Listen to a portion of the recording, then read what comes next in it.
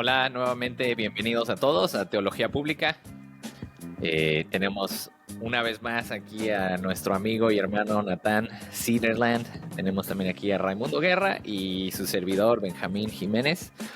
Seguimos nuestra discusión sobre, bueno, no discusión, ¿verdad? En inglés decimos discusión, en español discusión es como que nos estamos peleando. Seguimos nuestra plática, nuestra conversación sobre la escatología, sobre las diferentes posturas escatológicas. La semana pasada, si no lo vieron, en el episodio pasado dimos como un resumen de cada una de las posturas, que son amilenialista, postmilenialista y premilenialista. Entonces, si quieren entender así como a grandes rasgos qué significa cada una, vean el episodio pasado. Y en esta semana nos vamos a enfocar más específicamente en la postura postmilenialista. Nuestro deseo es que las semanas que vienen tengamos un capítulo sobre la postura amilenialista y un capítulo sobre la postura premilenialista, pero hoy el enfoque será en la postura postmilenialista. Entonces, lo que vamos a hacer es que Natán es el que va a presentar esta postura. Y básicamente va a ser un poquito diferente. Le vamos a dar el tiempo y el micrófono completamente a él por unos minutos. Y ya después de que él termine su presentación, entonces ya Ray y yo vamos a comentar. A lo mejor si tenemos preguntas, hacer preguntas. Y pues esperamos que esto sea de mucha bendición para ustedes que nos escuchan. Entonces adelante, Natán. ¿Qué es el posmilenialismo? Excelente, pues me da gusto estar con ustedes y sí, creo que en este tema el postmilenialismo no se enfoca tanto en Apocalipsis 20. Vemos Apocalipsis 20 y el versículo que habla sobre los 1000 años como una pequeña parte de esta postura. Realmente el énfasis del postmilenialismo es que Jesús es Señor sobre todo y que Él va a triunfar sobre las tinieblas y va a traer a las naciones a sí mismo antes de la consumación de la tierra, de la consumación de la historia. Digo, como mencioné la vez pasada, todas las posturas son optimistas en el sentido de que creen que Jesús va a ganar al final. El postmilenialismo, o lo que me gusta llamar la escatología optimista, enfatiza el hecho de que la victoria de Jesús sucederá por medio de su iglesia dentro de la historia, antes de la segunda venida, antes de la consumación de la historia. Entonces, su reino fue establecido en su primera venida, cuando vino por la primera vez, a través de su muerte, su resurrección y ascensión. Jesús dijo, yo estoy aquí, entonces el reino de Dios está aquí, básicamente, para ponerlo en mis propias palabras un poco, pero el reino de Dios está entre ustedes, dice Jesús, ¿no? En los evangelios. Entonces llegó el reino con su primera venida y como lo demuestra claramente en Hechos 2, 29 a 36, Jesús ha sido exaltado al lugar más alto. En el sermón de Pedro, en el día de Pentecostés, él predica que Jesús ha sido exaltado al lugar más alto de autoridad y que está reinando ahora en el trono de David. Eso es muy importante ver esa conexión. No hacemos una separación entre el trono de David y el trono donde está reinando Jesús ahora en el cielo. Creemos, la convicción es que es la misma, se refiere al mismo trono por esa conexión donde menciona en Hechos 2 explícitamente.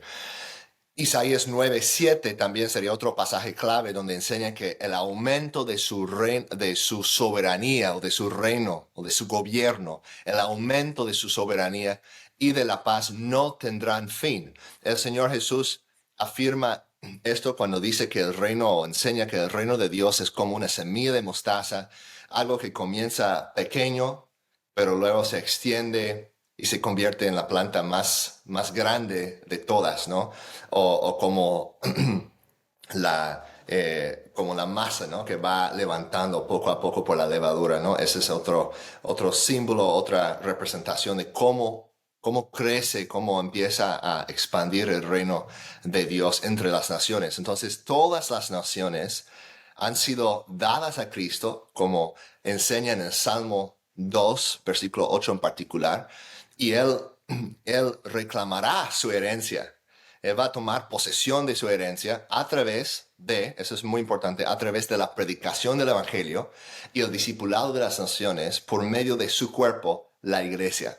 1 de Corintios 15, versículo 25, declara que Cristo debe reinar hasta que ponga a todos sus enemigos debajo de sus pies. Entonces vendrá el fin de la historia con la resurrección y la derrota final de la muerte. El último enemigo para ser derrotado es la muerte, dice ese pasaje.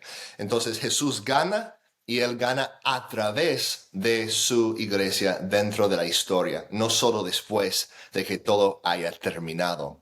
Entonces, eso es como una presentación positiva de lo que es esta postura postmilenial. Ahora quiero aclarar algunas cosas, porque creo que hay muchos conceptos erróneos de lo que es el postmilenialismo. En primer lugar, el postmilenialismo no es universalismo. No todos serán salvos. Según esta forma de entender la Biblia, no es decir que todo el mundo va a ser salvo. No pretendemos saber el porcentaje de personas que se salvarán al final, pero sí tenemos la convicción de que será la mayoría de la población de la tierra. ¿Okay? En el pasaje donde Jesús habla de la puerta angosta y dice que pocos van a entrar, yo creo que una interpretación responsable, considerando el contexto de ese capítulo, sería que Jesús en ese pasaje habla de los judíos, de esa generación, y que se cumplió exactamente lo que él dijo en ese pasaje, que eran muy pocos judíos que fueron salvados de esa generación.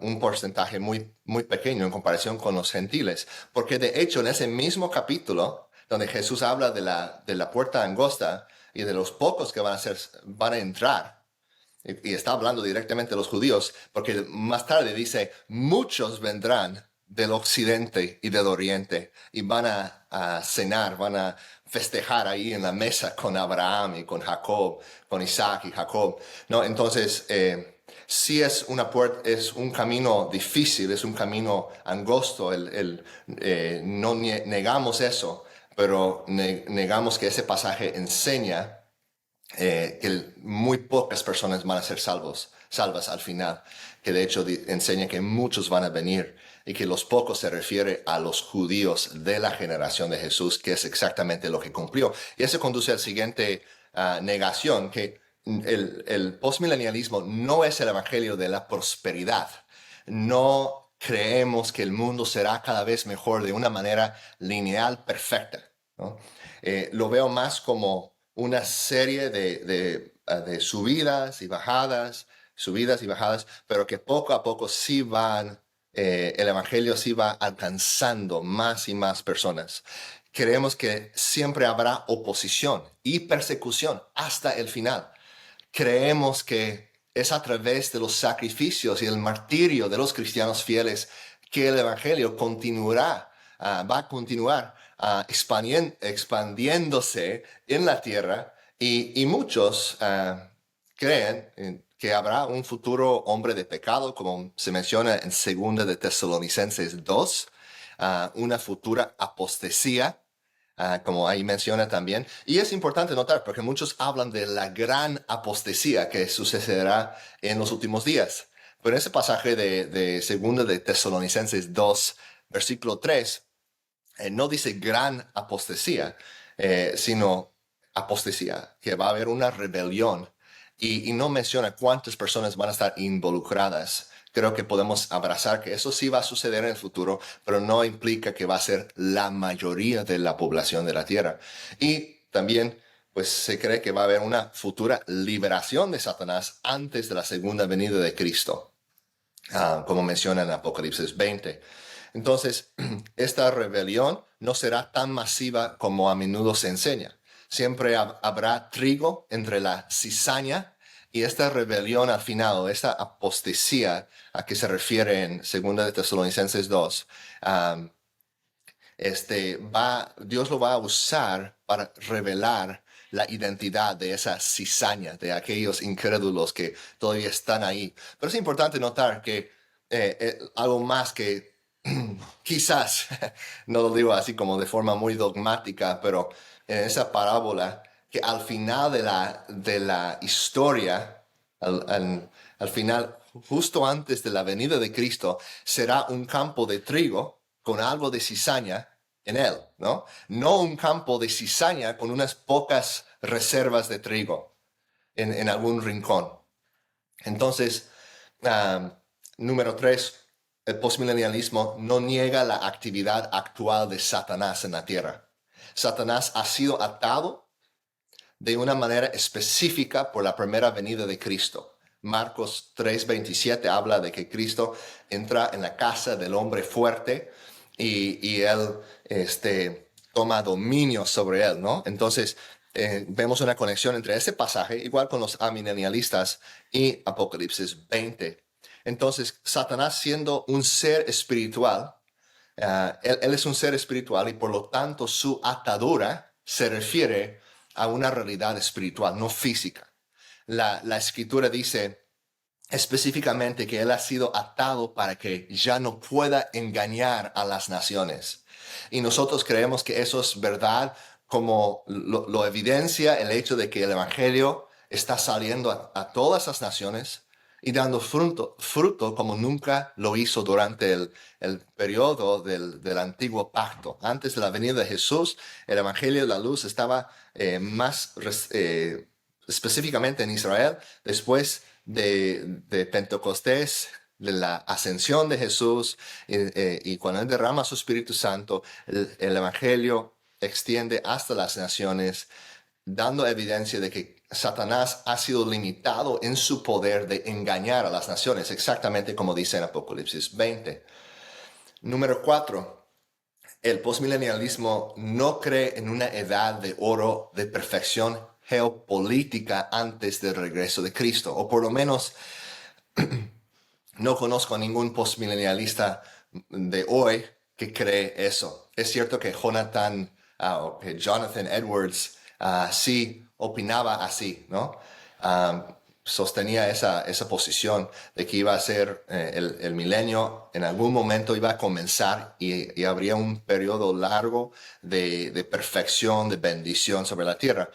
En este punto, los postmilenialistas modernos están de acuerdo con el punto de vista agustiniano, ¿no? Que el milenio se refiere al reinado de Cristo que comenzó con su primera venida. Ese es el concepto de lo que mencionó Ben la última vez, de la escatología inaugurada, que Cristo ya empezó a reinar, su reino todavía no ha llegado a su consumación. Entonces, número 5, tampoco el postmilenialismo cree que vayamos a arreglar el mundo sin Cristo. Esa es una acusación que muchos hacen, ¿no? O sea, ustedes creen que van a arreglar las cosas, que van a solucionar las cosas sin Jesús. Es como algo muy orgulloso, lo pintan como algo muy orgulloso. Pero la creencia, la convicción de los postmilenialistas evangélicos es que Cristo va a transformar el mundo a través de su cuerpo, la iglesia. Es Cristo en nosotros la esperanza de gloria. Y la iglesia participa en esta obra por su predicación del evangelio y trabajo de discipulado en todas las esferas de la sociedad. Número 6, no negamos tampoco la presencia la presencia continua del mal en el mundo. La maldad va a seguir hasta la segunda venida de Jesucristo, aunque sí creemos que el evangelio va a transformar las naciones y va a extender cada vez más su poder sobre las instituciones del hombre. Reconocemos que hasta el regreso de Cristo el pecado y la rebelión siempre formarán parte de la vida en esta tierra. Y en último lugar, el postmilenialismo, número 7, no niega la restauración futura de Israel. Es una separación tal vez entre, cuando estamos hablando con los dispensacionalistas y de la teología del pacto, una acusación en contra de los que creen en la teología del pacto es que pues ustedes niegan un futuro para Israel.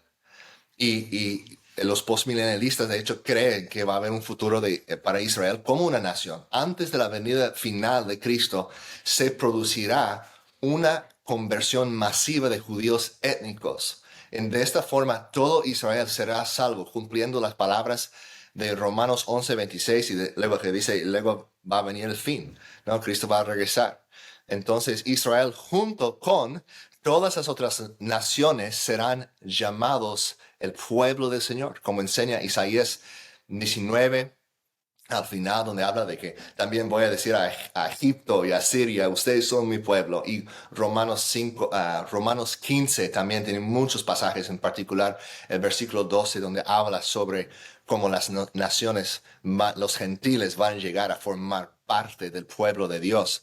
Entonces, es distinto del dispensacionalismo en el sentido de que Israel no llega a ser restaurado como algo distinto de la iglesia, pero como una nación llega a ser restaurada, y los que llegan a Cristo forman parte de la iglesia, de esa iglesia universal compuesta de todas las lenguas, tribus y naciones antes del regreso de Cristo. Y por eso Apocalipsis 5 y capítulo 7 también, donde habla de que ante el trono de Dios va a haber personas de todos esos pueblos, de toda lengua, nación y tribu, van a estar ante el trono adorando a Dios. Vemos eso también como algo a favor de esa postura postmilenial. Y todas esas posturas, yo quiero decir como que realmente todas las posturas tienen sus dificultades, ¿no? Hay problemas, hay pasajes que son difíciles de interpretar, seas postmilenialista o premilenialista o cualquier de las diferentes posturas que hay, ¿no? Um, y sé que no todos los cristianos van a aceptar la perspectiva postmilenial sobre Apocalipsis 20. Pero si solo, y por eso digo que Apocalipsis 20 realmente no es el pasaje clave que vemos. Casi prefiero no llamar la postura postmilenial, sino escatología optimista por eso, ¿no? Porque mi meta no es convertir a todos a aceptar, a abrazar mi entendimiento de Apocalipsis 20. Creo que es el más consistente con lo que la Biblia enseña, y quiero con pasión, con amor, con humildad, tratar de persuadir, de ayudar a las personas a entender las escrituras. Pero al final y al cabo, si alguien no abraza eso, lo que sí quiero, con un poco más pasión, con un poco más entusiasmo, quiero convencer a las personas a sí abrazar, aun si sigan siendo premilenialistas, a abrazar esta última idea. Y eso es que Cristo gana en la historia. Porque en Mateo 28, 18 a 20 tenemos la gran comisión, como ustedes saben, un pasaje bastante familiar para todos nosotros, de ir a hacer discípulos de las naciones. Y la pregunta que me viene a la mente cuando veo eso es que, ¿va a ser exitosa esa gran comisión? ¿Vamos a lograrlo? ¿Va a ser un éxito o va a ser un fracaso? ¿Van a ser discipuladas las naciones realmente al final de la historia? Y tenemos dos datos cruciales para notar en este pasaje. Primero, para contestar esta pregunta de que si va a ser exitosa la gran comisión o no. Dos datos que para mí me convencen mucho. El primero es esto: el que nos dio la comisión tiene toda autoridad, tanto en el cielo como en la tierra. Tiene toda autoridad, versículo 18. Segundo, el que nos dio la comisión y que tiene toda autoridad promete estar con nosotros hasta el final, versículo 20. Entonces, el que nos dio la comisión tiene toda autoridad y Él promete estar con nosotros. Entonces, ¿cómo vamos a fracasar? ¿Cómo vamos a fallar en esa misión si Él está con nosotros? Y la iglesia va a ser, entonces, según mi convicción, va a ser exitosa en llevar a cabo la tarea de discipular las naciones, porque Cristo tiene toda autoridad y Él va a estar con nosotros en el proceso. Y eso va muy bien, va a la mano con lo que Jesús prometió, lo que Él declaró, ¿no? Cuando dijo en Mateo 16, edificaré mi iglesia y las puertas del Hades no prevalecerán contra ella. Entonces yo me pregunto, ¿qué traería mayor gloria a Dios? Termino con eso. Pero ¿qué traería mayor gloria a Dios? Que Jesús regrese a una iglesia que apenas está sobreviviendo, con solo unos pocos miembros fieles. Una iglesia que en última instancia ha fracasado en vencer a la oscuridad en el mundo. En cambio, ha sido básicamente derrotada por ella. O que Jesús regrese a una iglesia floreciente que ha prevalecido contra las puertas del infierno, contra los poderes de Satanás y ha visto el evangelio triunfar entre las naciones.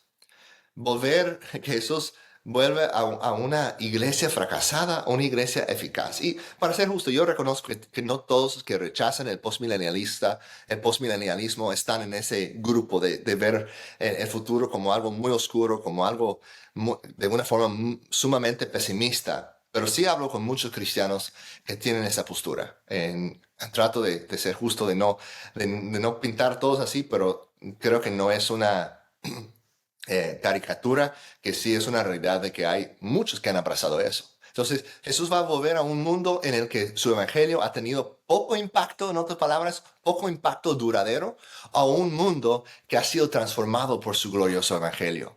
Y creo que Efesios 3 nos da la respuesta. Ok, voy a terminar con esto. Efesios 3, 10. Ya saben que soy predicador, porque dije que iba a terminar y tengo otra cosa más. Efesios 3, 10. De este modo, la infinita sabiduría de Dios puede ser dada a conocer ahora por medio de la iglesia a los principados y potestades en los lugares celestiales, ¿no? Entonces, creo que Jesús sería más glorificado.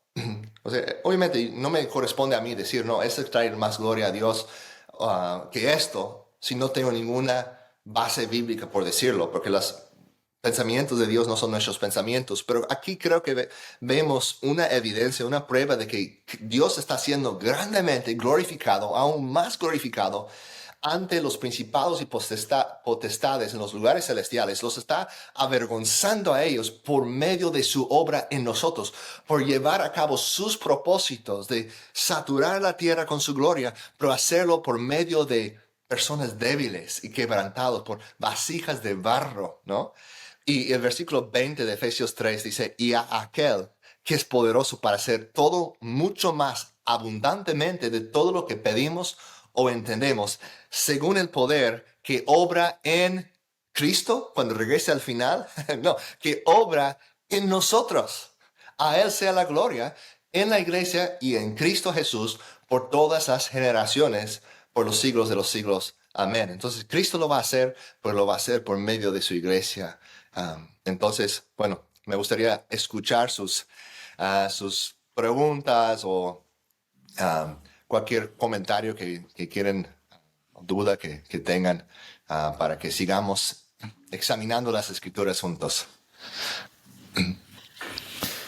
Gracias, Nathan, o Natán, no sé cómo te digan en Puerto. Natán. Sí. Gracias por esa. Los dos. Los dos. Ok, gracias, Nathan, por esa presentación. ¿Y quién fue? ¿Quién era el que al que Pablo le estaba predicando? Creo que era el rey Agripa, ¿no? Que dice, por poco y me convences en...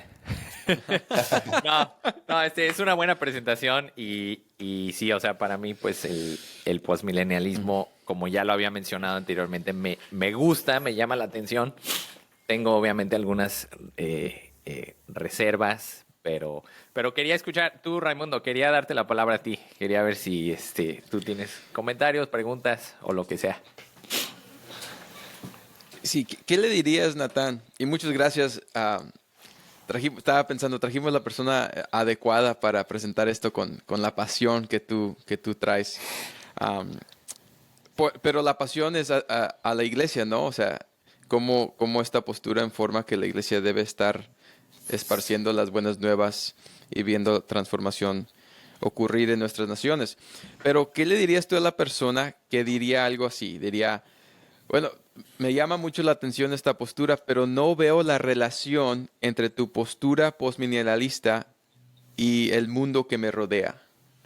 No concuerda lo que tú me dices, lo que dice esta postura con lo que se ve en el mundo. ¿Qué le dirías a esa persona? En primer lugar, diría que es muy importante basar nuestra convicción teológica en las escrituras y no en lo que vemos alrededor de nosotros. Creo que ese sería el primer punto. No obstante, creo que es una pregunta buena y justa. Y sí hay, obviamente, debemos estudiar la palabra, esperar, encontrar correspondencia entre la escritura y la realidad, ¿no? Creo que entonces, entendiendo eso, creo que sí es justo dar una respuesta, pero no sería mi primer argumento. Un argumento histórico no sería donde basaría este punto, o sea, serían las escrituras. Pero creo que si nosotros examinamos los primeros 500 años después de Cristo y vemos las condiciones de las cosas, y luego vamos, o sea, básicamente hasta el año 500 después de Cristo, y ves la condición del mundo en ese entonces, y luego de ahí vas otros 500 años más adelante, al año 1000, y ves las condiciones de las cosas. Creo que ves, las cosas han mejorado. Sí, ha habido guerras, como Jesús prometió, ha habido terremotos, todo, ¿no? Que Él prometió que todo eso iba a estar sucediendo. Pero tenemos, por ejemplo, en el siglo IX, con Carlomagno, la institución de una educación clásica, de, el desarrollo de conceptos que mejoraron el mundo de Europa, donde el Evangelio llegó con más fuerza. El Evangelio llegó obviamente a otros lados de África, del Medio Oriente, pero con el levantamiento de Islam, mucho fue apagado y destruido, ¿no? Entonces, el postmilenialismo no niega que eso puede suceder, que puede haber grandes avances y a veces derrotas muy grandes, pero que poco a poco va expandiendo. Entonces, ya del año 1000 hasta el año 1500, vemos, ya llegamos, ¿no?, al tiempo de la Reforma y vemos, es mejor ahora. El desarrollo a través de instituciones cristianas, la primera universidad en el año 1088, creo, la Universidad de Bolonia, creo que es en español, hospitales, pero más que nada, o sea, sí hay avances culturales, pero más que nada ves el evangelio creciendo, ¿no? Entonces, sí, claro, entre el año 1200 aproximadamente hasta el año 1500, sí hay un tiempo de caída, un tiempo oscuro, donde hay una bajada, una caída bastante grande, pero la reforma empieza a reavivar las cosas.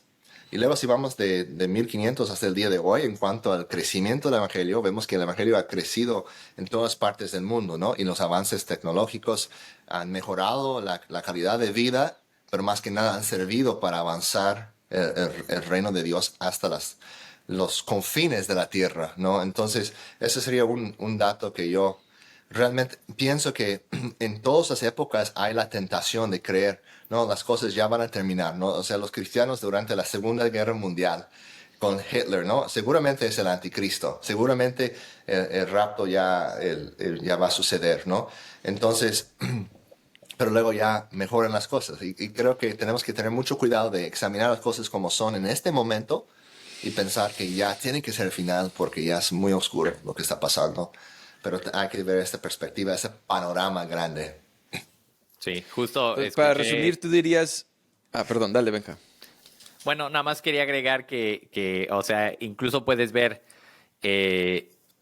después de la muerte de Jesús había 12 creyentes. La iglesia consistía de 12 personas más los otros discípulos, ¿no? Pon tus 70 y tantas personas. Y hoy puedes ver de cuántas personas consiste la iglesia, ¿no? Cuántos creyentes hay en el mundo. Estaba platicando con Natán también, le mencioné un dato que no estoy seguro que es un dato 100% correcto, pero escuché por algún lado que vivimos en el tiempo más pacífico en toda la historia de la humanidad. Y primero te quedas así, ¿de verdad? Pero luego te pones a examinar la historia y como dice Natán, las guerras mundiales, eh, todas las guerras, ¿no? Del mundo. O sea, incluso me puse a pensar en después de la caída, cuando Caín mató a Abel, podrías decir que un cuarto de la población mató a otro cuarto de la población del mundo. Entonces, pero tú dale, Rey, ¿qué ibas a decir? No, simplemente para resumir, tú dices que hay que ver el panorama grande y tú dirías que la trayectoria es que el mundo está mejorando y está mejorando por la influencia de la iglesia. ¿Es lo que dices? Sí. Sí. Aunque la maldad se está intensificando también. Y ahí es donde yo batallo, ¿sí? Porque en muchas maneras el mundo está mejorando, ¿sí? O sea, la sociedad en muchas maneras está mejorando, pero en maneras para mí importantes está empeorando. Por ejemplo, la decadencia espiritual en el mundo, esta influencia ah, pues, del mundo, o sea, del secularismo, y yo veo que eso crece y yo entiendo, o sea, simplemente mi punto de vista, yo entiendo que dirías que a largo plazo tal vez podrías medir una trayectoria hacia arriba, aún con eso, aunque haya bajadas y subidas. Ah, pero simplemente esa es Sí. o sea, como que choca en mi mente, ¿sí? Pero yo entiendo la postura postmilenialista en ese punto de vista. Y nos da también una ventaja de esa postura, es decir, que hasta cierto punto, viviendo con la perspectiva, creo que debemos esperar con ansiedad y con gozo que Cristo viene por segunda vez para ya restaurar todas esas cosas. Esa es la bendita esperanza o la esperanza bienaventurada que nos hablan en Tito. Pero también estar viviendo con una mentalidad de que ya estamos en la última generación, ya va a suceder el fin, nos perjudica un poco, nos estorba de pensar a largo plazo, de pensar en qué es lo que voy a hacer en mi generación para impactar las generaciones futuras. Y es decir que sí hay mucha maldad en el mundo, pero puede ser, y yo sé que ese concepto hasta para mí es difícil, aún habiendo pensado en esas cosas por varios años, pero puede ser que estamos todavía en la iglesia primitiva. Sí. Es una Y, o perspectiva sea, totalmente... puede eso ser que es todavía muy queden, raro. puede ser que todavía queden miles de años en la historia de la iglesia y nosotros por aquí diciendo, yo creo que ya Jesucristo regresa mañana. Puede Digo, ser no, que o sí. sea, no Para quiere mí decir es que no difícil. puede regresar mañana, Ajá, pero ajá. sí es bueno tener como, por lo menos estar abierto. Si no estás de acuerdo con el postmilenialismo, por lo menos estar abierto a la posibilidad de que nuestra perspectiva en la historia es tan pequeñita y es posible, no sabemos, es posible que estamos apenas en el principio de la historia de la iglesia. ¿Puedo dar una objeción? Sé que te interrumpí, Nate, Dale. pero me das chance de darte una objeción que tengo. Claro. Mira, como ya lo vieron ustedes, los que nos están escuchando, me llama la atención el postmilenialismo, me gusta, lógicamente tiene sentido. Eh, para mí, yo creo que uno de los problemas más grandes, por lo menos en mi mente, uno de los problemas más grandes del postmilenialismo es que siento que tiene, o sea, sí estoy de acuerdo en que Jesucristo va a tener la victoria, sí estoy de acuerdo en que debemos de tener una escatología optimista, de que debemos de creer en el triunfo del evangelio. Para mí creo que el problema es más con la métrica. ¿Qué métrica estamos utilizando para contar el triunfo del evangelio? Y para mí el problema del postmilenialismo es que está utilizando una métrica humana. Está diciendo que para que la iglesia sea triunfante, para el momento en el que Jesucristo regrese, la mayoría de la población del mundo tiene que ser cristiana. Y eso para mí se me hace como que no está entendiendo bien la naturaleza espiritual del reino, ¿no? O sea, por ejemplo, me acuerdo cuando Jesús está con Pilato y Pilato le pregunta que si él es el rey y dice, mi reino no es de este mundo. También estoy pensando en el libro de Apocalipsis, cuando parece ser que la iglesia está siendo derrotada aquí en la tierra, y Juan se le da una ventana en el cielo, y él en el cielo ve que la multitud no está aquí en la tierra, la multitud está en el cielo. La multitud de toda lengua, nación, tribu, etcétera, están en el cielo. Entonces te digo, o sea, para mí creo que el problema más grande, en mi opinión, el problema más grande del postmilenialismo es la métrica. Incluso no quiero comparar necesariamente a mis hermanos postmilenialistas con los fariseos, pero sí creo que el problema de los fariseos en el tiempo de Jesús era que su métrica para el cumplimiento de las profecías del Antiguo Testamento era una métrica humana.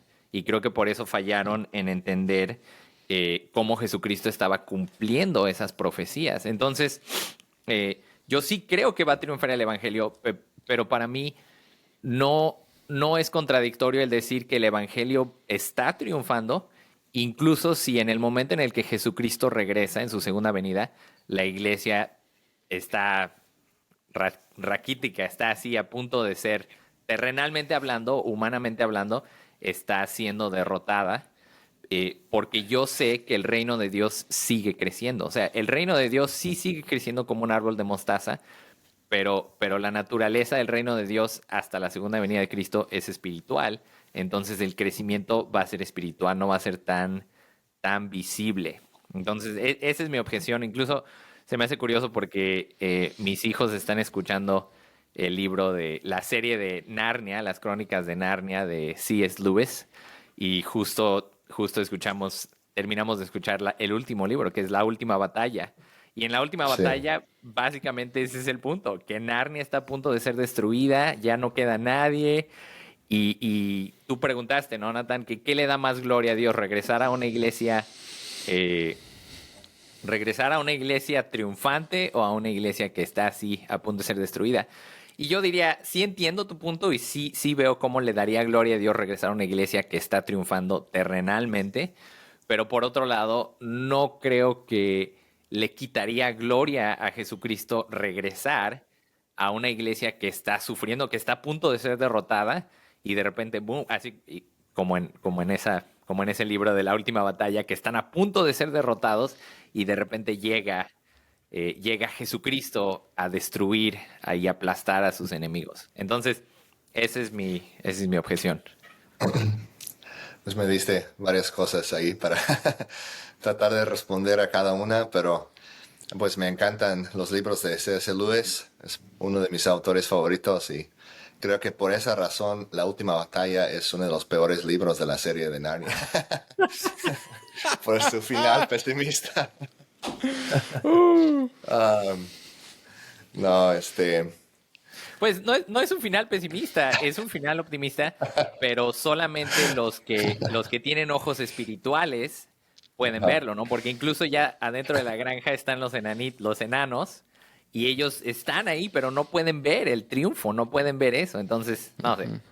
No estamos hablando pues de Narnia. Bueno, al contestar, tal vez podrías hablar un poco, Nathan, yo sé que lo mencionaste, pero lo mencionaste rápido, acerca de la tribulación, porque yo creo que lo que dice Benjamín y el premilenialista con lo que cree en la tribulación, creo que concuerdan esas dos ideas, así que tal vez puedes responder a la idea de tu posición acerca de la Esas son tribulación. tus palabras, Rey, no mis palabras. Y yo no dije nada de la Son mis palabras. Yo sé, pero por ahí vas, nomás te estoy... Sí, dale.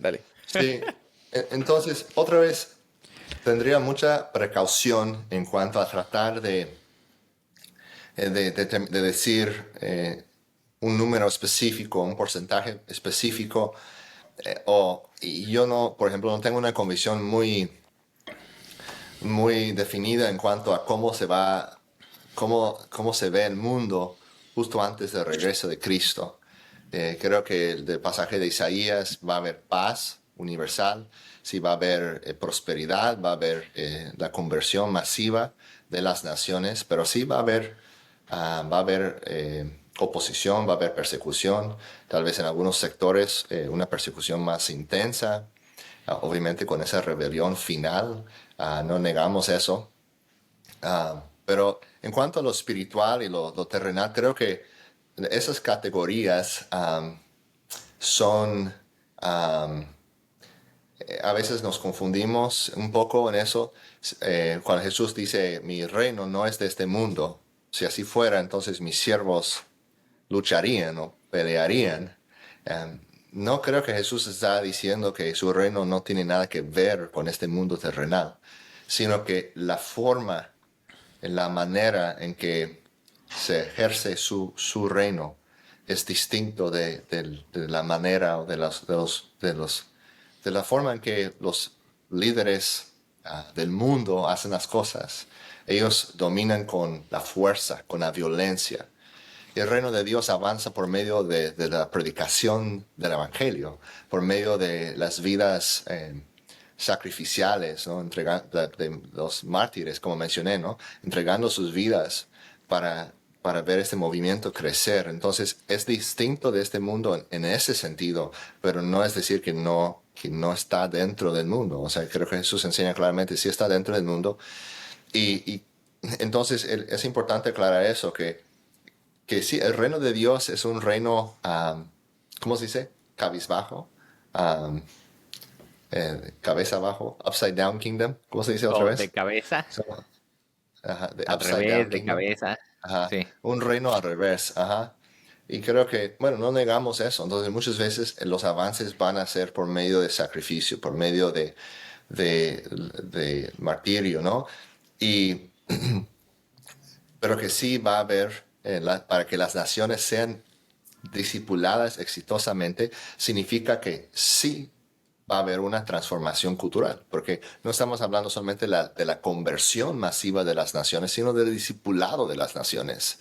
Y un discipulado implica más que solo decir, pues yo soy cristiano, yo he repetido una oración, sino es una persona que toda su vida está siendo marcada por la verdad del Evangelio, está viviendo bajo la soberanía de Cristo, bajo el señorío de Jesucristo, y como consecuencia su vida está siendo radicalmente transformada, su familia está siendo transformada, y cuando eso sucede en muchos hogares, también la comunidad experimenta una transformación y toda la nación. Y lo hemos visto en el pasado. O sea, lo hemos visto en Escocia, lo hemos visto en ciertos lugares de los Estados Unidos, lo hemos visto en Hawái. En cierto momento había un tiempo que había una gran conversión de la mayoría de las personas que vivían en ese lugar.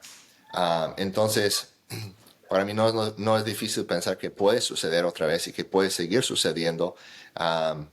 En cuanto a ese pasaje de Apocalipsis donde habla de las multitudes en el cielo, tendría que verlo, pero lo que me viene lo que me viene a la mente es pensar en Efesios 2, donde dice que ahora en Cristo ya estamos sentados y reinando en el cielo con Jesús. Ya estamos sentados con Él en los lugares celestiales. Y esa es la promesa del libro de Apocalipsis también, de que somos sacerdotes reales, que vamos a reinar con Cristo.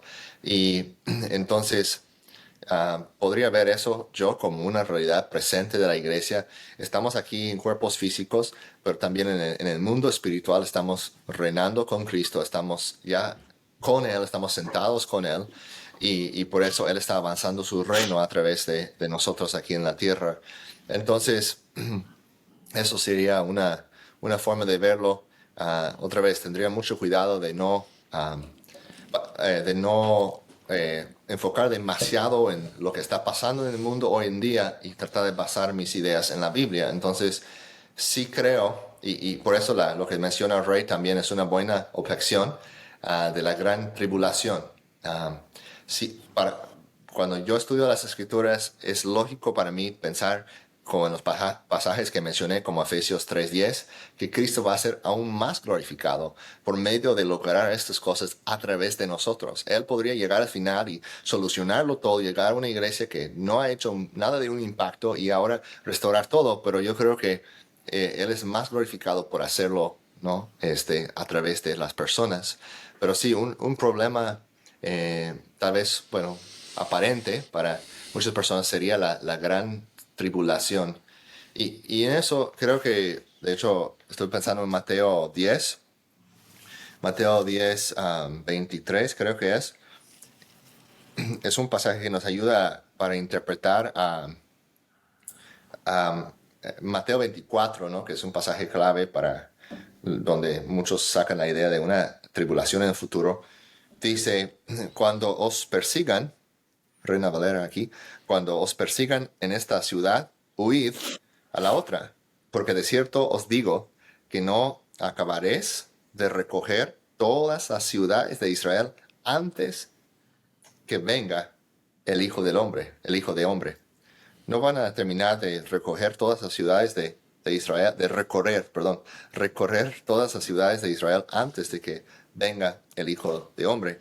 Entonces, yo me pregunto, viendo este pasaje, ¿a qué se refiere la venida del Hijo del Hombre?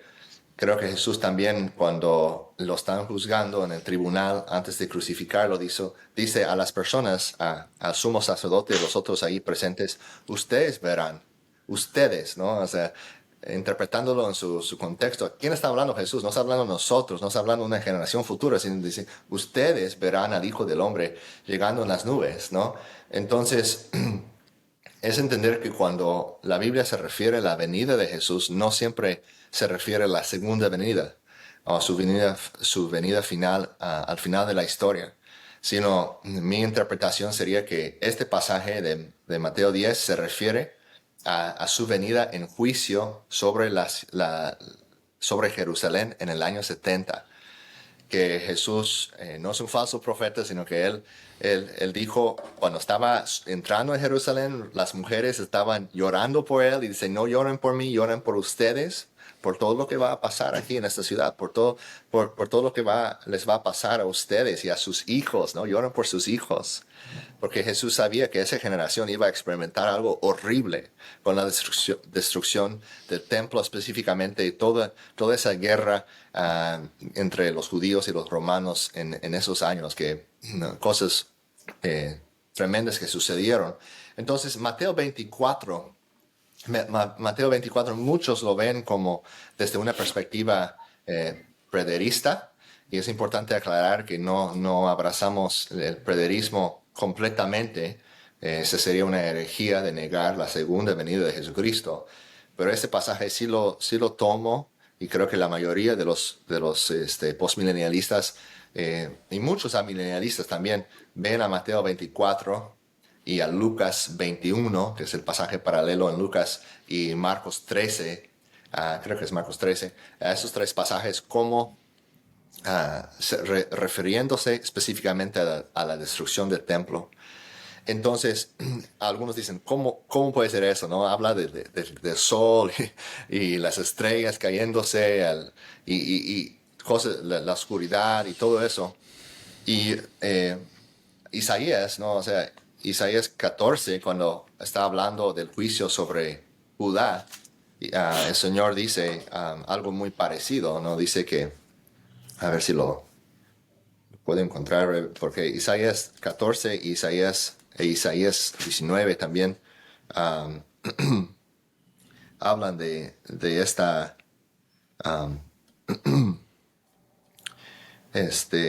usan este mismo lenguaje. A ver si lo puedo encontrar aquí.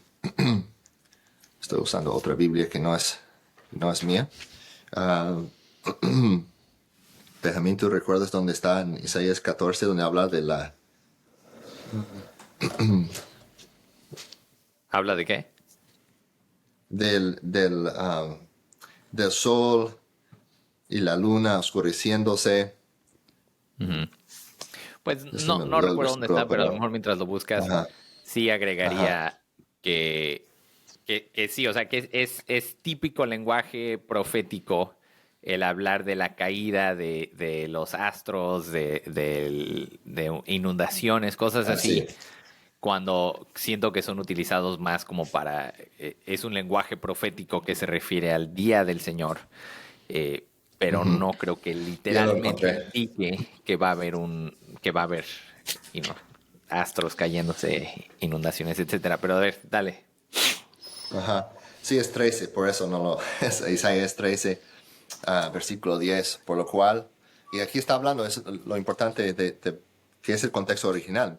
Está hablando es una profecía sobre Babilonia, sobre la destrucción de Babilonia, algo que sucedió en el pasado, ¿no? Y dice, por lo cual las estrellas de los cielos y sus luceros no darán su luz, y el sol se oscurecerá al nacer y la luna no dará su resplandor. Y luego en capítulo 19, versículo 1 dice profecía sobre Egipto. Otra profecía de juicio sobre Egipto. Dice, he aquí que Jehová monta sobre una ligera nube y entrará en Egipto, ¿no? Entonces Jehová o el Señor, Yahweh, viene sobre una nube, perdón, y va a entrar en juicio sobre Egipto, ¿no? Entonces, cuando Jesús dice al sumo sacerdote, van a ver al Hijo del Hombre llegando en una nube, ellos lo toman como blasfemia porque saben que es el lenguaje que se refiere a algo que hizo Jehová en el Antiguo Testamento, y también es una indicación clara de que Él va a venir en juicio. Entonces, todo eso, Jesús dice en Mateo 24, seguramente esta generación no pasará hasta que hayan sucedido todas estas cosas. Entonces, hablando de una interpretación literal, ¿no? O sea, yo tengo mucho respeto para los premilenialistas, muy buenos amigos, muchos de ellos. Yo me crié con esa postura, pero habla mucho de una interpretación literal. Digo, para mí, la interpretación más literal de ese pasaje de Mateo 24, cuando dice esta generación, es tomarlo como, ¿cómo se dice? Como a face value, ¿no? como parece decir la interpretación obvia. Pues esta generación significa esta generación, las personas que están escuchando a Jesús, ¿no? Entonces, y luego llegas a Hechos capítulo 2, ¿no? Hechos 2, y Pedro, otra vez en su sermón, citando a Joel, dice, esto ya están en los últimos días. Esto está sucediendo, lo que profetizó Joel, que en los últimos días, ¿no?, sus hijos y sus hijas van a profetizar. Y luego dice, lenguaje muy parecido, el sol se oscurecerá, ¿no?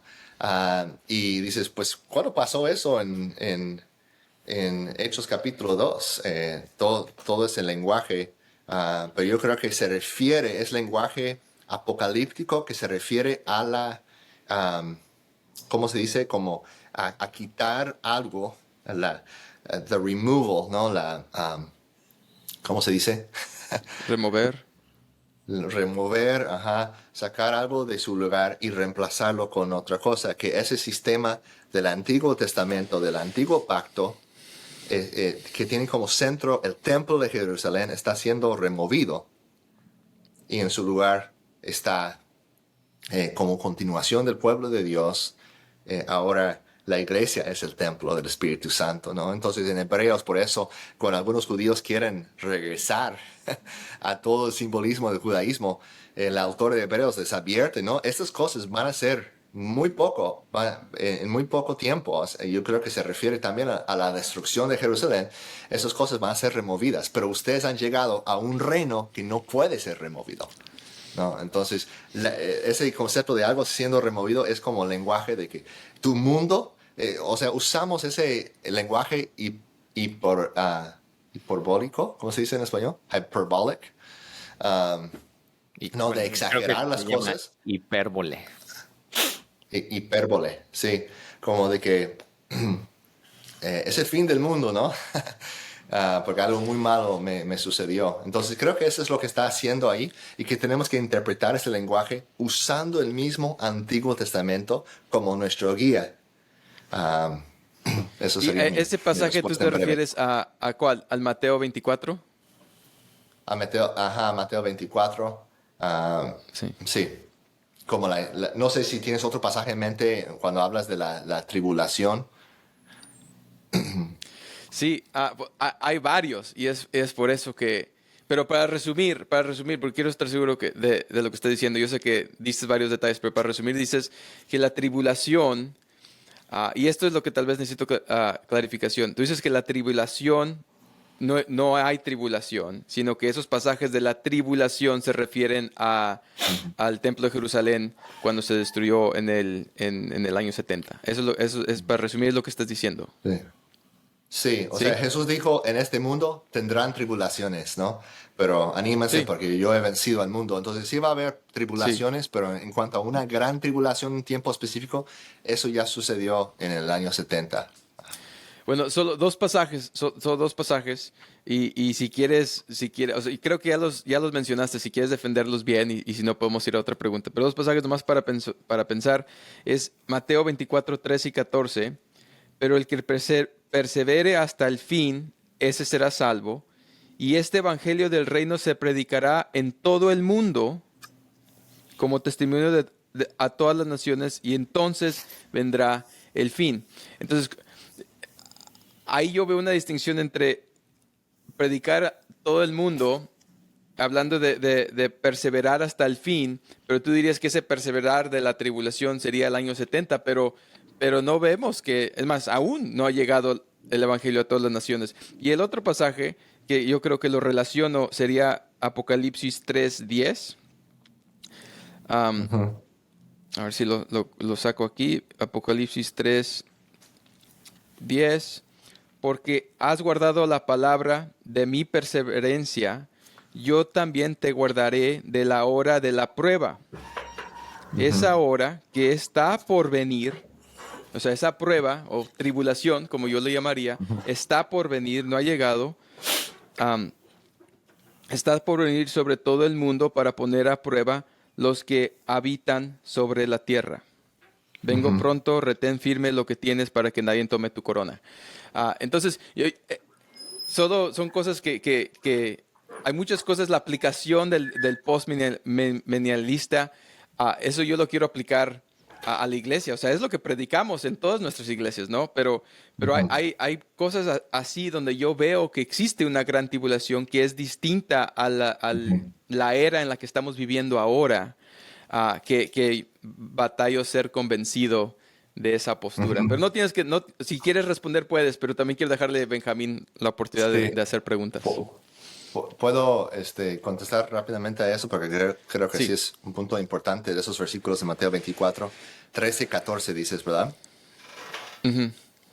Sí, el concepto de que antes de que venga el fin, ah, pues se refiere al fin de esa tribulación, de ese momento de prueba. Ah, los que van a perseverar hasta el fin van a ser salvos. Pero entonces no lo vería yo como una referencia al fin del mundo, sino al fin de ese acontecimiento, esa prueba, esa tribulación que van a experimentar. En cuanto a la predicación a las naciones, a todo el mundo, eh, es cierto lo que dices, o sea, el Evangelio aún no ha llegado a cada tribu, lengua y nación, pero también la Biblia sí habla de, del Evangelio llegando a todo el mundo como algo pasado en el primer siglo. Entonces, por ejemplo, en Colosenses 1, ah, este versículo 23, Pablo dice, si en verdad permanecéis fundados y firmes en la fe y sin moveros de la esperanza del Evangelio que habéis oído, el cual se predica en toda la creación que está debajo del cielo, del cual yo, Pablo, fui hecho ministro. Y esta la Reina Valera lo pone en presente, pero creo que checando el griego, que de hecho está en el pasado, el cual ha sido predicado o anunciado a toda la creación, a toda criatura debajo del cielo. Entonces, ese pasaje um, sería una indicación de que en cierto sentido el Evangelio había llegado, no literalmente a cada individuo, a cada nación, pero en el día de Pentecostés también había, dice, es otro pasaje que podría usar para contestar, ¿no? Que dice que venían personas de entre todas las naciones debajo del cielo, ¿no? Y llegaban y escucharon el mensaje en ese día. Pablo también habla, creo que es a los mismos colosenses o a los romanos, no recuerdo cuál, creo que es a los romanos, de hecho dice que las noticias de su fruto, el fruto de ustedes, ha llegado a todo el mundo, ¿no? Entonces, en ese Mateo 24, yo lo vería no como una referencia a que literalmente ha llegado a cada esquina del mundo, del globo, sino de todo el mundo conocido de ese entonces, o sea, todo el mundo habitado de lo que ellos conocían como el mundo habitado. Um, no que literalmente llegó a las Américas o a los Sí, sí, sí, sí, te entiendo. Sí, lejanas partes de Asia o algo así. Entonces, sí, sí. lo tendríamos que interpretar en ese sentido y creo que sí hay pasajes bíblicos que nos darían la licencia de hacerlo, ¿no? Pero no sería la interpretación literal, sería la interpretación simbólica. Sí, Sí, sería ¿cómo se dice? ¿Puedo decir algo ahí? sí, dale, Es Benja. que yo diría, bueno, número uno, quiero comentar que llevamos una hora, entonces no sé cuánto más quieran seguir platicando, Discutiendo, pero dice Benja. no, perdón, es que en Está bien. inglés se dice discutir. Este, Sí, para mí creo que el asunto de hermenéutica es muy importante. Hermenéutica sí. es como el método que utilizamos para estudiar la palabra. Y para mí, yo estoy de acuerdo con Natán en el sentido de que la interpretación más literal es la interpretación que toma en cuenta eh, las herramientas literarias que está utilizando el autor. Y yo sí creo que una interpretación literal correcta o literaria correcta sí da permiso a nosotros a interpretar esos pasajes como no hablando de forma total. O sea, por ejemplo, en términos de Mateo 24, cuando yo presente sobre el milenialismo, voy a hablar un poquito más de mi postura en términos de qué pienso de Mateo 24. Pero, por ejemplo, quería dar un ejemplo de Daniel 9, ¿no? Porque yo cuando he platicado con mis hermanos premilenialistas, uno de los problemas que me dicen que tienen con el amilenialismo bueno, sí, con el amilenialismo, es que cuando se habla de una tribulación, es una tribulación como nunca antes se había visto en toda la tierra, ¿no? Y utilizan ese lenguaje. Pero bíblicamente ese lenguaje es utilizado muy libremente por los autores bíblicos para hablar de eventos que no son necesariamente únicos en la historia. Por ejemplo, en Daniel 9, en el versículo 13, dice, Daniel está orando y está hablando sobre cómo Babilonia conquistó a Jerusalén. Es un evento histórico que está escrito en la historia, ¿verdad? Y dice, como está escrito en la ley de Moisés, toda esta calamidad ha venido sobre nosotros. No, espera, versículo 12. Y él ha confirmado las palabras que habló contra nosotros y contra nuestros jefes que nos gobernaron, trayendo sobre nosotros gran calamidad, pues nunca se ha hecho debajo del cielo nada como lo que se ha hecho contra Jerusalén. Y uno, si lo tomas así literalmente al estilo premilenialista, entonces dirías, la destrucción de Babilonia a Jerusalén fue la destrucción más grande y masiva en toda la historia del mundo, cuando sabemos que no es verdad. Sabemos que históricamente hablando, ha habido destrucciones más masivas que la conquista de Babilonia a Jerusalén. Entonces, número uno, puede ser que Daniel está usando hipérbole, o número dos, que esta es la interpretación que yo prefiero, lo que es único de la destrucción de Babilonia a Jerusalén es que una nación está triunfando contra el pueblo escogido de Dios. Eso para mí es la gran calamidad que es única, que no había bueno, sí había sucedido, otras naciones habían logrado triunfar, pero en esta calamidad en la que está hablando, lo único de esto no es que es algo que nunca había sucedido en la historia, sino es algo pues que Dios estaba permitiendo que alguien más le ganara a su nación. Entonces, perdón si estoy confundiéndolos, pero todo ese punto que estoy mencionando únicamente lo menciono para decir que hermenéuticamente hablando, yo sí creo que es muy posible, incluso correcto, interpretar esos pasajes no de una forma simplista, ¿no? O sea, a lo mejor un ejemplo que daría es como cuando tú le dices a tu hijo, bueno, fíjate que me pasó cuando yo llegué a Estados Unidos, estaba platicando con un amigo y me dijo, oye, terminamos la conversación y me dijo, oye, perdóname si te pisé los dedos del pie. Eso es un dicho gringo, ¿no? En español no significa nada. Entonces yo literalmente vi abajo de la mesa y dije, no me pisaste, no me pisaste el pie. Pero yo lo malentendí porque el punto era que me estaba diciendo, perdóname si me pasé de la raya, ¿no? A lo mejor eso lo entenderíamos más en español. Perdóname si me pasé de la raya. Si yo dijera eso en inglés, nadie me entendería. ¿A qué te refieres con que te pasaste la raya? Bueno, de hecho en inglés sí también está ese dicho.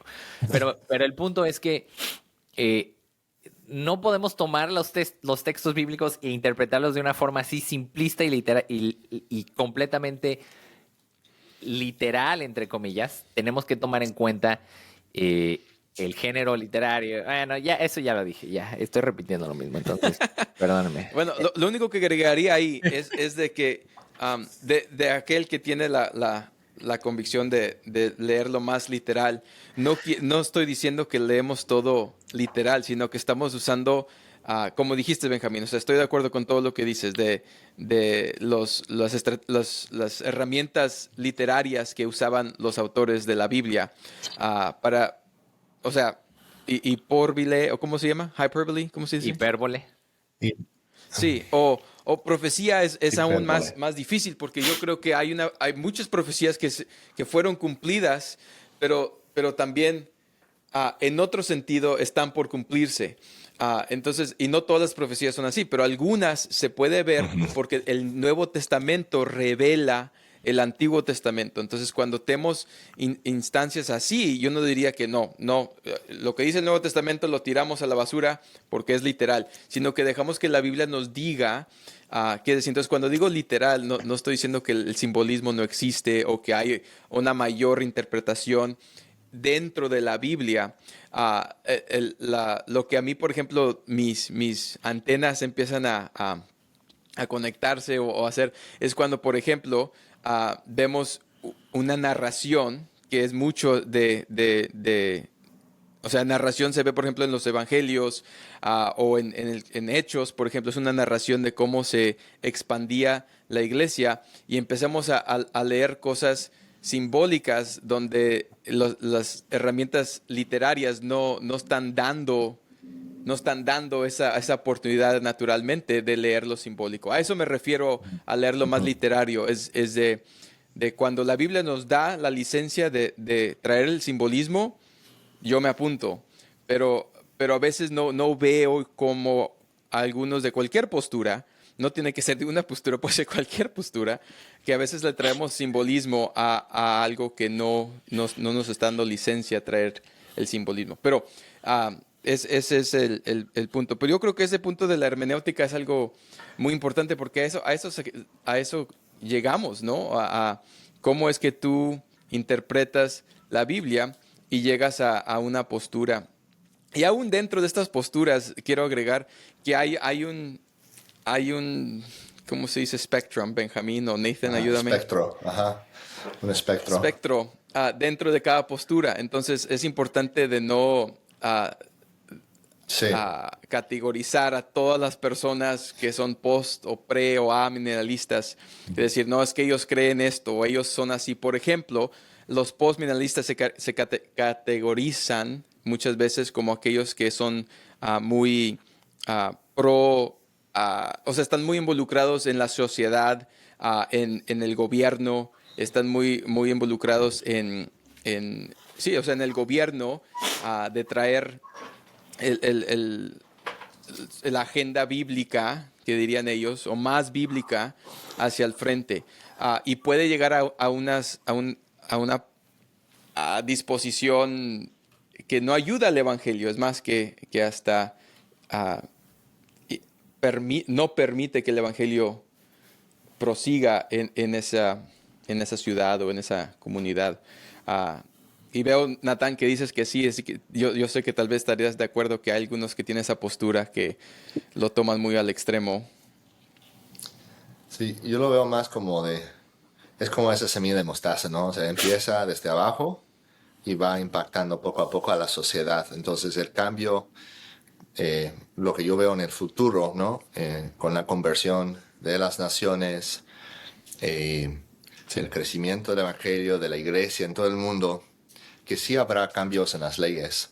Por ejemplo, en un país ya saturado con el evangelio, no habrá aborto, no habrá matrimonio, el supuesto matrimonio homosexual. Pero no porque esas cosas hayan sido, como se dice, como, Legisladas.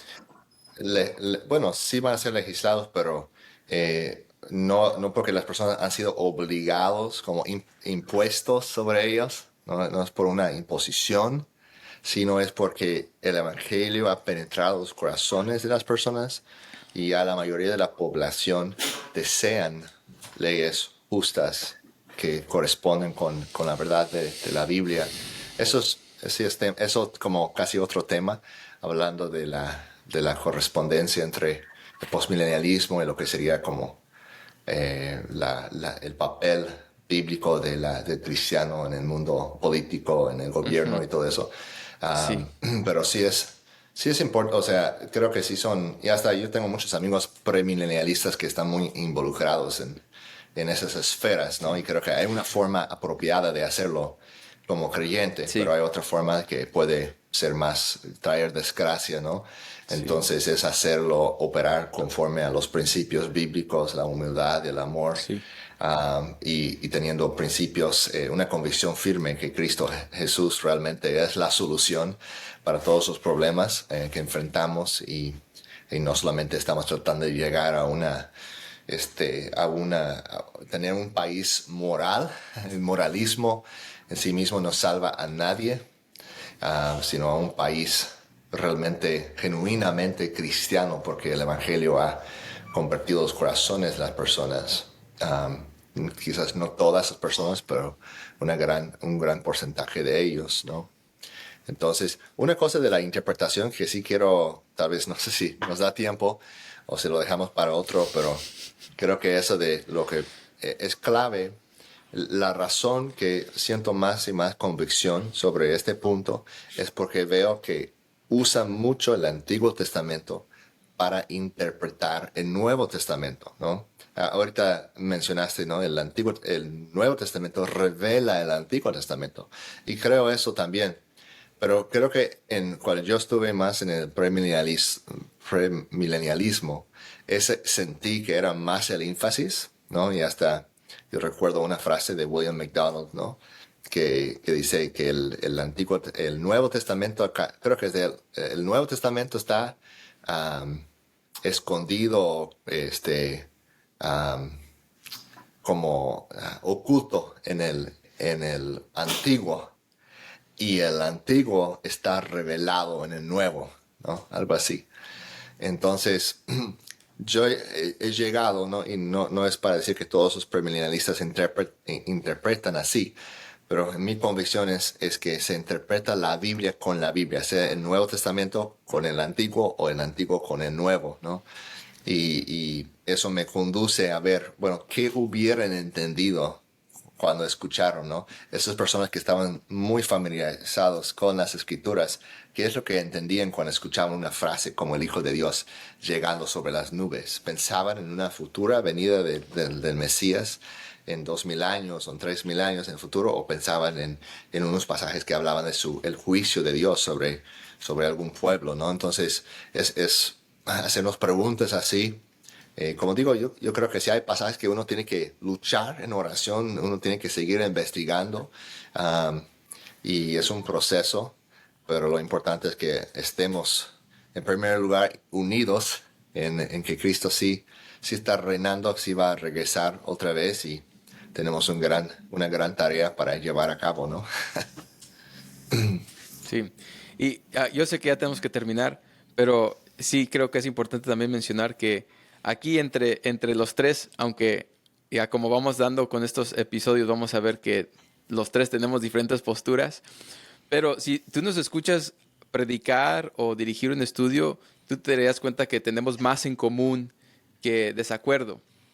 Sí, Entonces, no, aquellos que nos están escuchando que no nos conocen personalmente, yo creo que es importante escuchar que entre los tres tenemos más en común en el esparcir el Evangelio, en ver vidas transformadas para Cristo, en predicar la Biblia con fidelidad, que el desacuerdo que tal vez se está... Desacuerdo no sí. es discusión, ¿verdad, Benja? Entre nosotros de aquí en este tema. Algo muy importante en eso, si puedo decir una cosa más, hablando específicamente a mis amigos postmilenialistas que tal vez están escuchando aquí hasta el final, es que a veces, algunos grupos, no todos, pero algunos grupos de postmilenialistas tienden a ser un poco como quieren dividirnos en este punto, ¿no? Y para mí, si realmente el postmilenialismo es verdad, si realmente abrazamos una escatología optimista dentro de la historia, sería contraproductivo decir, "Ay, pues no vamos a trabajar con aquellos cristianos que no están de acuerdo con nosotros. Al contrario, debemos buscar avanzar el reino de Dios en la tierra por medio de la predicación del Evangelio, dando gracias a Dios que Él está usando, o sea, según yo, Dios está usando a muchos premilenialistas para avanzar el reino en la tierra hoy, ¿no? Y yo celebro eso y doy gracias a Dios por ellos y los veo como mis hermanos, ¿no? Y creo que algunos que pueden cerrarse mucho en este punto tienen que tener cuidado de no abrazar o adaptar una actitud peleonera, ¿no? Y de entrar en mucha contención en esos puntos, sino de buscar la unidad y tener conversaciones como estas. Sí, bueno, pues gracias por por escucharnos. Si es que llegaron hasta aquí, acabamos de romper el récord de duración de nuestro podcast, pero pues creo que es un tema. Ya somos 3 personas. Sí, es Sí. un tema importante y gracias por escucharnos. Esperamos que esto les haya sido de bendiciones. Si tienen alguna pregunta o algún comentario, no duden en hacer el comentario ahí ahí abajo. Igual denle me gusta, compártanlo a sus amigos y pues bendiciones. Nos vemos